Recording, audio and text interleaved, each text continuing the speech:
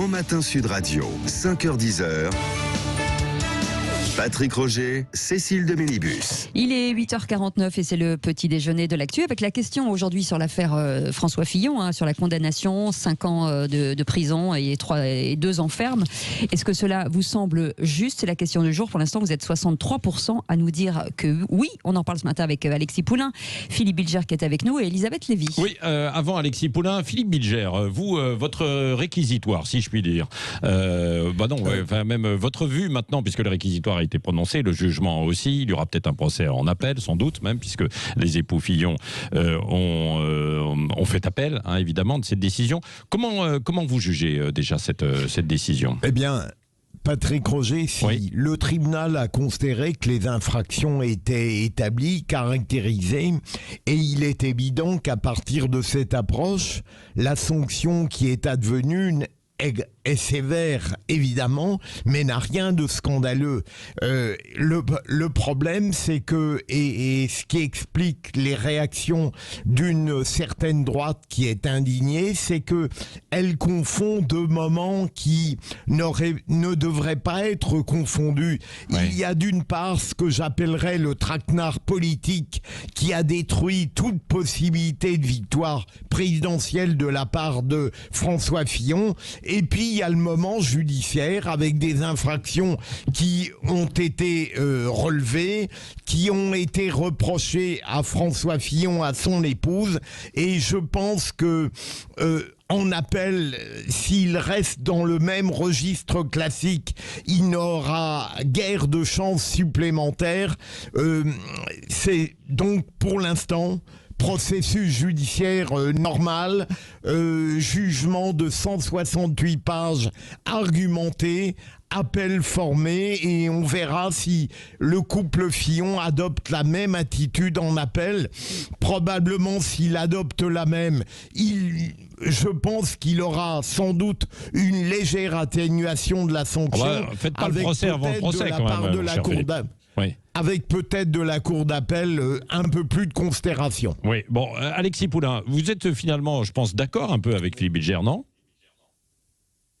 Totalement d'accord. Il y a deux choses, effectivement. Il y a d'abord les pratiques du parquet national financier qui peuvent poser question, la façon dont la justice peut parfois être aux ordres, le moment où ça sort dans la campagne présidentielle, ça c'est la vraie question. Et puis il y a les faits. Détournement d'argent public, un vrai jugement, et là, la justice doit passer, et c'est normal.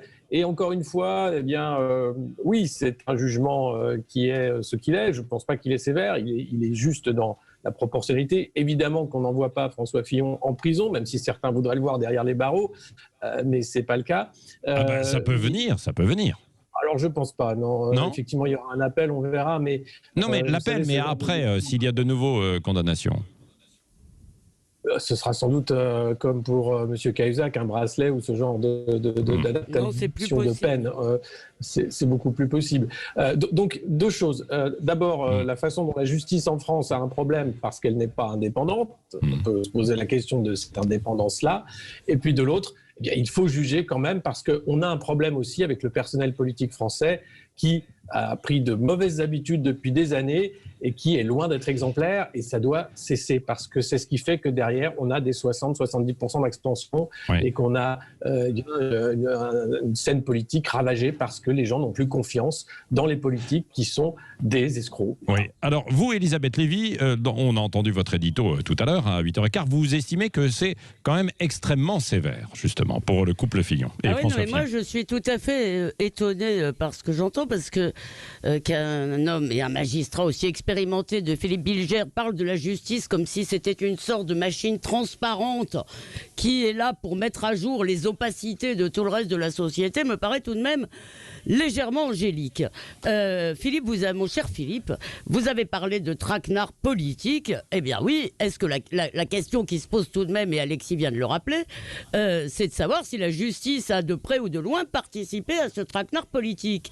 Parce que, bien sûr, les juges du siège ont jugé, si vous voulez, mais si toute la procédure qui a amené François Fillon devant ce tribunal est marqué, si vous voulez, par des manigances politiques, c'est tout de même un peu fâcheux. Et on dirait que les juges sont la seule corporation dans ce pays à ne jamais devoir répondre de quoi que ce soit. Ils ont balayé tous les soupçons.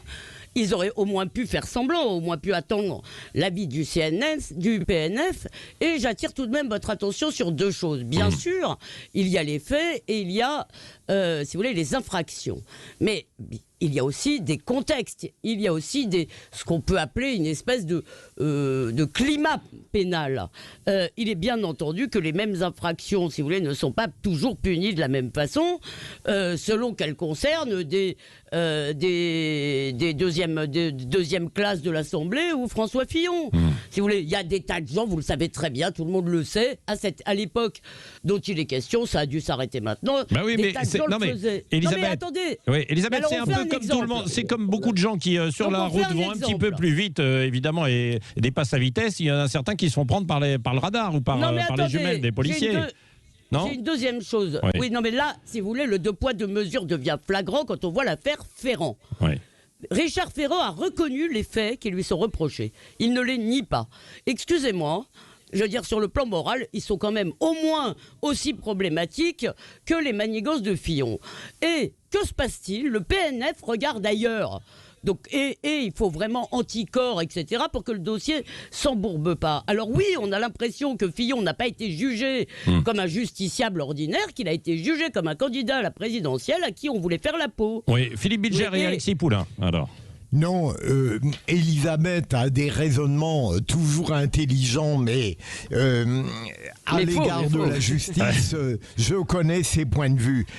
Ça n'est pas du tout le cas. On peut continuer à considérer qu'il y a un traquenard politique qui a été mis en œuvre, mais il n'a pas d'incidence directe sur la manière dont un tribunal correctionnel doit apprécier des infractions qui sont reprochées au couple Fillon. C'est là mais s'ils avaient fait comme Ferrand, fait comme pour Ferrand, il n'y aurait jamais eu de procès, tout simplement. S'ils avaient regardé ailleurs au bon moment. C'est ce que je vous dis précisément, puisqu'il faut séparer le traquenard politique qui a détruit la candidature, mais les infractions elles-mêmes, elles demeurent. Philippe, et il est normal qu'un tribunal correctionnel les apprécie. C'est une question du timing. Oui. Laissez-moi juste m'expliquer. Oui, attendez, Alexis Poulain et ensuite vous reprenez. Non, Elisabeth a raison, c'est une question de timing. Le fait que d'un seul coup les juges se saisissent d'une affaire, à un moment donné, on laisse Richard Ferrand tranquille au perchoir, évidemment. Et c'est bien tout le problème, c'est qu'on ne comprend pas ce timing de la justice. Et il est extrêmement politique. Et ça pose encore une fois cette question de l'indépendance réelle de l'institution judiciaire en France. Et là, la nomination des procureurs, la façon dont on a vu les pratiques, encore une fois, je le redis, du parquet national financier, dans les écoutes de Nicolas Sarkozy, des avocats de Nicolas Sarkozy, tout ça pose beaucoup de questions. Mais on ne peut pas derrière dire que parce que tout le monde le faisait, il faudrait passer l'éponge et dire que les Fillon, comme tous les autres, ne méritent pas la justice. C'est malheureux parce qu'évidemment, c'était un candidat à la présidentielle, c'est le plus connu. Ce qui est triste, c'est de voir tous les autres qui en ont profité, qui ne passeront pas devant la justice et qui ont malheureusement mis en place les mêmes pratiques. Et de voir que ces pratiques perdurent.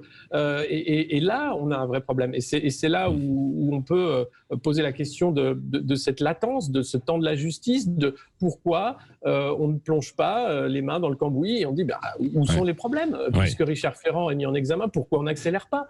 Pour François Fillon, c'est allé très très vite. Bon, allez, Elisabeth, je sais que vous voulez répondre. Là, on est pris un petit peu par justement une légère pause pour le journal et évidemment la pub, et on se retrouve dans un instant. On devait passer à une autre question, mais on va se retrouver dans un instant parce qu'évidemment, le débat est trop chaud pour l'abandonner. Je rappelle quand même les faits. Il y a eu 11 ans de revenus, plus d'1 million d'argent, donc 5 500 € par mois qui allaient dans les poches de Pénélope Fillon également, pour un emploi qui a été considéré aussi comme fictif. Mais on va y revenir dans un instant avec vous, et vous pouvez réagir sur les réseaux sociaux. Vous le faites déjà beaucoup, et également au 0826 300 300. pour continuer ce grand matin. Oui, absolument. Avec, on le disait, Alexis, hein, vous insistiez tout à l'heure en disant, oui, alors peut-être que François Fillon paye pour les autres, mais les autres devraient y passer également une condamnation s'ils ont été pris la main dans le pot de confiture. Elisabeth, vous n'étiez pas tout à fait d'accord. Vous considérez toujours que c'est sévère. Que c'est toujours, c'est malgré tout embêtant qu'il y en ait un qui paye pour les autres et que ce soit précisément l'ancien candidat de l'opposition à l'élection présidentielle. C'est tout de même un peu fâcheux, ça devrait nous interpeller. Mais deux choses. D'abord, oui. Alexis, vous avez raison, je n'ai pas dit que Fillon ne devait pas être sanctionné.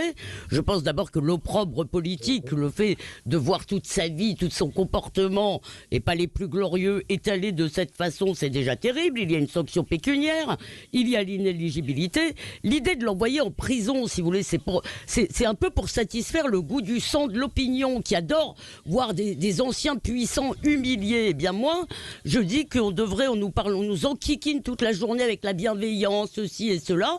Je trouve que ce monde manque singulièrement de ce que Pascal appelait la charité, tout simplement. Si vous voulez, je ne pense pas qu'on ait besoin que François Fillon aille en prison pour qu'il soit puni aujourd'hui, ni pour protéger la société. C'est des fariboles. C'est pour faire plaisir à quelque chose que je n'aime pas dans l'opinion, qui a un petit côté robespierriste. On adore voir les têtes tomber et après on donne des coups de pied dedans. Si vous voulez. Donc ça vraiment, ça ne me plaît pas. Je vois pas à quoi sert la peine de prison là-dedans. La deuxième chose, cher Philippe, je répète, parce que Philippe Bilger, oui, mon cher Philippe, qui fait semblant de confondre dans mes propos, j'entends bien.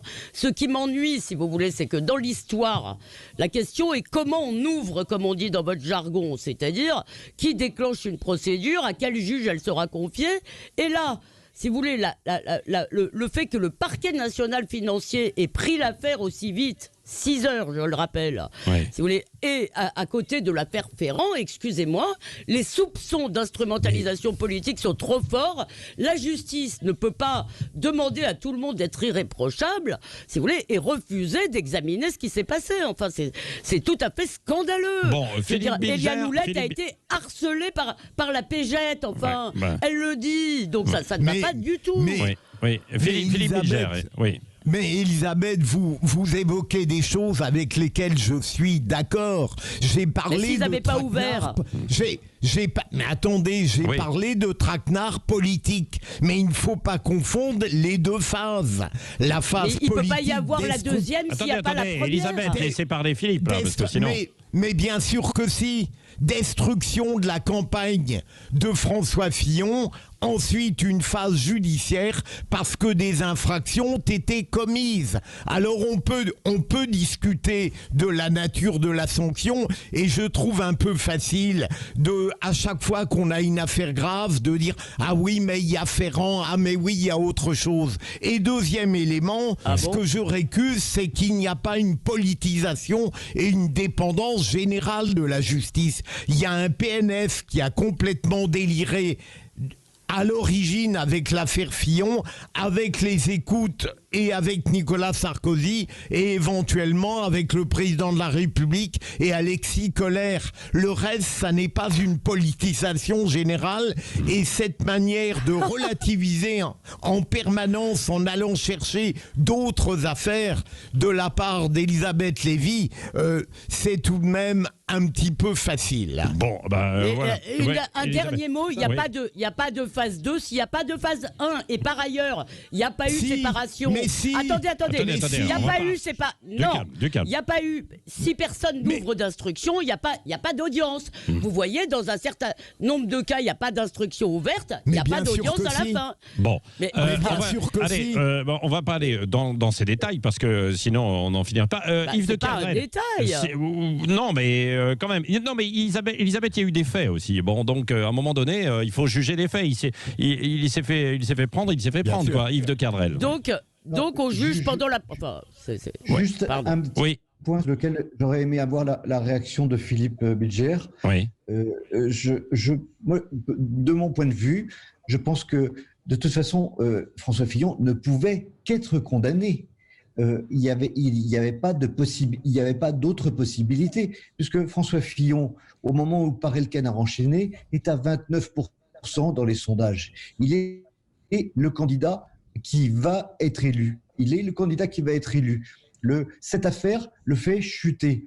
Cette affaire fait élire Emmanuel Macron.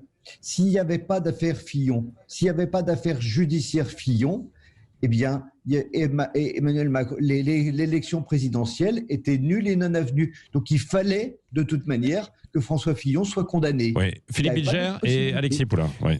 Mais c'est nouveau. Yves Kerdrel de nouveau mélange deux univers, mais il fallait que François Fillon soit écarté de sa victoire probable à la présidentielle, mais de toute manière, il n'y aurait pas eu ce traquenard, il y avait des infractions qui auraient été soupçonnées, on les aurait vérifiées, et il y aurait eu un procès de la même manière. Peut-être, et j'espère qu'on appelle François Fillon avec des avocats peut-être moins heureusement classiques, notera dans sa défense l'importance du traquenard politique. Je n'en disconviens pas, mais il n'a pas pu le plaider lors du premier procès. Ouais. Alexis Poulain, un mot de conclusion peut-être sur... Oui. Un mot de conclusion. À un moment... Quand on est élu, quand on a des responsabilités, on ne vole pas 1 million d'argent public. Point. Donc on est condamné et c'est normal, surtout quand on est en plus candidat à la magistrature suprême. Et c'est bien le problème. Jacques Chirac aussi a été condamné, Nicolas Sarkozy est maintenant dans les mains de la justice. Alain Juppé. Enfin, on a ce problème. Alain Juppé, Cahuzac, l'affaire Urbain avant ça. Enfin, tous les partis ont largement fait à peu près tout et n'importe quoi pour subtiliser de l'argent public. Parfois, des hommes politiques à titre d'enrichissement personnel. Et là, c'est bien le problème dans le cas Fillon. Eh bien, ça doit cesser tout simplement. Sans être robespierriste, je crois que ce manque de justice, ce manque de probité fait que les citoyens français désertent les urnes. Et il est là, en fait, le malaise démocratique. Il est, en fait, dans la nullité du personnel politique depuis trop d'années. Et c'est pas le nouveau monde produit par Emmanuel Macron qui va changer quoi que ce soit quand on voit les affaires Ferrand, Colère et les affaires qui s'accumulent de conflits d'intérêts. Donc, il est temps vraiment maintenant de faire un vrai ménage parce que sinon, c'est la démocratie qui est en danger. Oui. Bon, allez, merci pour ce débat. Dans un instant, on va continuer avec Alexis Poulain, Yves de Kerdrel, peut-être Elisabeth Lévy et Christine Bouillot qui nous a rejoint. Et on parlera d'environnement avec ce qui s'est passé la vague verte et donc l'application en fait aujourd'hui. Et puis en même temps, cette histoire quand même de boycott par des grandes marques et pas n'importe lesquelles. Par exemple,